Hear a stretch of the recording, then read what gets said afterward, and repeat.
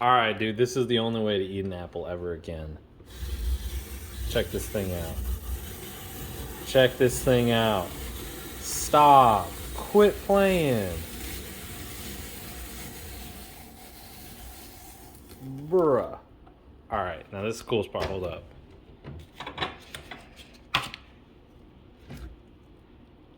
It's cored, peeled, and accordioned, my boy. Alright, so what we're doing here is we're making sure that the vehicle's kind of on these dollies here so I can move it around and still give the girlfriend her spot in the garage. We're taking off the top of the radiator support thing, and then we're going to take off this front bumper here. It's a pretty quick process, but you know, got to get this thing going.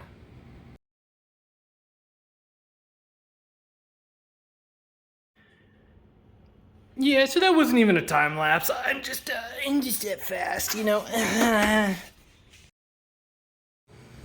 So, because I'm so fast and furious and I'm moving at 8 million miles an hour, I want to make sure that I'm getting off this this trans cooler that's on the bottom of the intercooler. I'm going to tell you about it here in a second, but it's a big old pain in my butt. I mean, like, this is exact opposite of what I would do with this car. Alright, so this trans cooler setup got me heated. Like, it mounts to the bottom of the trans, and then obviously on top of that. But the way this works, man, it's so freaking tight in there that you can't get access to this one. You can't get access to that one. I mean, the way you have to do it is you literally have to get an Allen and an open-ended wrench and like loosen each side. I'm heated. So I guess the thought process behind this isn't just to replace the transmission. We've also got a leaky front cover, and then also going to clean up some more things in the engine bay. I want to make sure that everything is in tippy-toppy shape. And honestly, I've been procrastinating doing this, and I just need to do it. So all I'm really doing today is the front end. The front clip is going to come off, and then you know, going to drain out all the coolant, all that stuff, yada yada. And that way, you know, I had a running and driving car. Making it non-functional is going to get me motivated to get it re-functional, if that makes sense. Don't mind the oil already in the pan, but that coolant looked pretty damn good. Alright, so this is where I kind of ran into some unexpected stuff. This is a performance pack vehicle, so it has a like a PTU cooler that's also attached to the radiator. Apparently the radiator is different between the two, but yeah, it was not ideal. So I fought with this thing for probably, I don't know, 7-8 minutes. I hate coolant. My channel locks decided to take a swim, which is fantastic. And it's freaking everywhere. And so front end is off. Honestly, it's just figuring out all of this crap. I started breaking out the tape already. Gonna label up everything, make sure that we got it going in the correct directions. And honestly, the crazy part about this is after the front end is off, it's just a lot of trivial stuff with making sure I take this apart correctly, because the engine and transmission are going to come out at the same time. So I got to disconnect the drive shaft, take out the axles, and then honestly, it's just figuring out all of the liabilities as far as something that will stay attached to the car when the engine and transmission come out. So I'm going to have to disconnect some harnesses and figure out some crazy stuff. So a couple things have happened. We got the Terpski up top now, and a lot of labels everywhere. But getting this thing ready to be pulled. Not much left, honestly. Just need to figure out some of this mess back here. And then I'm really learning a lot about how all of this ties in. This is actually a nitrous solenoid type thing. I think this is how it gets the boost reference when to shut off, because obviously there's boost here. And then got some other cool happenings. Figured out how the turbo kit really routes together and mounts up back and front, and yeah, definitely having a fun grand old time. But what I'm trying to do right now is I'm trying to take off this intake manifold because I really want to see inside the ports of the heads and kind of see what's going on there. All right, so this is pretty cool. Definitely got it ported inside. Then here, I'll turn on the light here. Looks like back of the manifold's not really ported, but as far as you can really kind of see and get into, pretty easy is ported. And then as I was told, the heads are ported, so pretty sweet looking there. Looks like we got a little bit of carbon buildup even with all that methanol, but not too shabby. But yeah, definitely some clean looking heads. I keep forgetting film stuff, but she's basically ready to be pulled out. We've got everything out of the way harness wise and whatnot. Got coolant abso-freaking-lutely everywhere because of how much coolant crap that the performance pack has. This has an oil cooler, a PTU cooler, blah blah blah blah blah blah. Anyways, there's a little bit of coolant. All right, so everything out of the way. Just got to undo the transmission bolts and then yank it out. And she's out. I found this a little bit ironic, but if some of you guys have been following around for a minute, my last show had a little bit of an orange block. So when I saw that this torque converter had some orange on it, which usually is indication it's a reman, gave me a little chuckle. But the engine is out. We have the transmission left to come out. Obviously, I got to pull all the axles and then the PTU and all that stuff. But I figured I'd get the transmission out of the way so I can do some piddly little work on that. Or wait, what? Did I say transmission? I got the engine out. Anyways, do some piddly work. And we've got this over here. I kind of just put everything back together because it really looked sick. And, oh, that's so freaking cool. So what we have planned for the engine here is I'm going to take the valve covers off both sides. I'm going to take the compressor housing, and then we've got these coolant pipes back here. I'm going to take those off, and I think Ford blue is what's going to happen because blue's my favorite color. I want to pretty up the engine bay because this thing looks like, let's be honest, it looks like crap in the engine bay. So, gonna do the valve covers, compressor housing, some of the coolant pipes, and then I'm gonna paint the intake manifold black.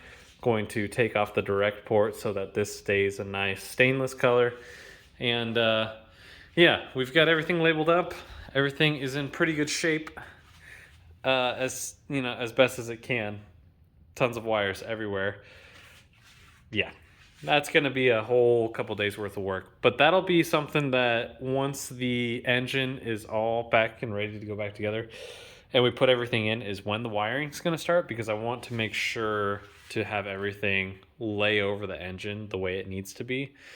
I think the way that they were doing this was they were taking out the subframe and dropping the whole cradle. And then all of the lines were kind of thought of after and just kind of ran along the bottoms. Everything was zip tied to the cradle and then routed up where it needed to be, kind of. Everything's functional, but golly, is there probably a few extra dollars of copper in here.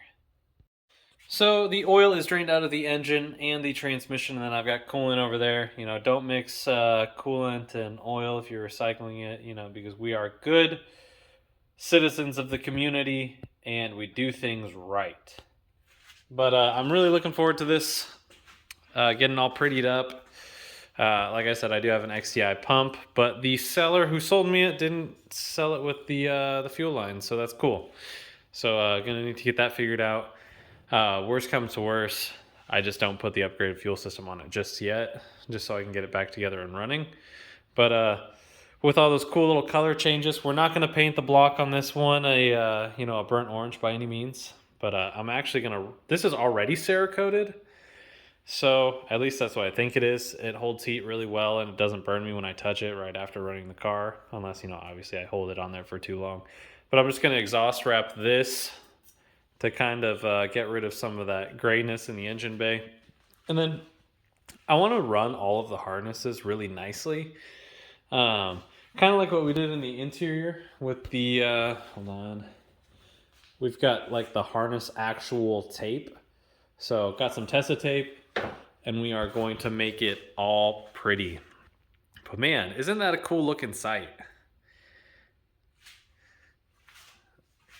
Go over some details here for you guys because everybody's always asking me, how is the turbo routed? How is the turbo routed? Honestly, it's pretty easy. This is a 13 plus manifold. They chopped off the flange, welded on a V-band, and then it's V-banded up. And then same on the backside. It's just chopped off, V-banded up to the turbo. That's it. That's all there is to it. You think I was just leaving you there without getting into the engine a little bit more? Come on, guys, have a little bit of faith. So I wanted to take off the valve covers just so I can get this sent off with everything else. And then I wanted to do a little exploratory research. I don't know, this thing's crusty, man. Like, all of the gaskets are kind of crusty and everything. So I think they've just been reused a ton over and over and over again. Which, you know, honestly, I don't blame them because I replaced these one time. And they all freaking leaked. But that's another story. But we do have ARP head studs. You can see those there. We can't see any valve train because we've got these, they're like lash cover kind of things where the cam's right on them. But the cams look like they're in pretty decent shape other than the cam lobe for the high pressure fuel pump. I mean, it's kind of superficial, but a lot of these have that kind of wear on them. I don't know. 802 show had the same kind of wear. I think that's just kind of something you're going to see. I'll probably end up replacing the roller, but the roller itself has, if we can even focus here, has a little bit of wear on it. But, you know, not really too much we can do about that. Unless I were to take the cam out and get it coated, which not really looking to do that. That's what 802 show did. But I'm not looking to take apart any of the engine as far as that goes. Just resealing this front timing cover.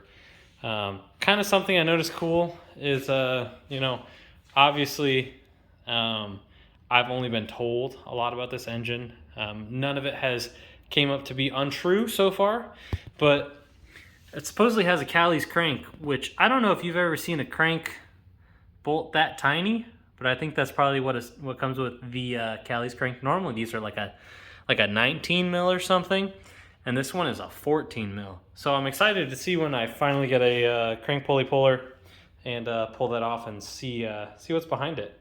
So we're gonna take off the timing cover in the next video and the oil pan so we can check out the rotating assembly, because it's supposed to be Callie's crank, Callie's rods, diamond pistons. And I'm just kind of curious at this point. But you know, the engine's held up to, you know, 29, 30 pounds of boost in my hands.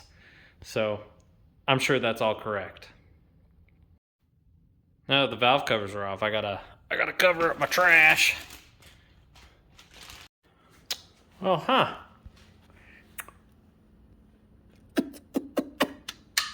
Hang on here. Gotta extend out my magnet a little bit. Do you see what I see?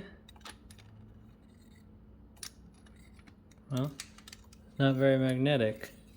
Must be stainless. I see some false knock. Interesting.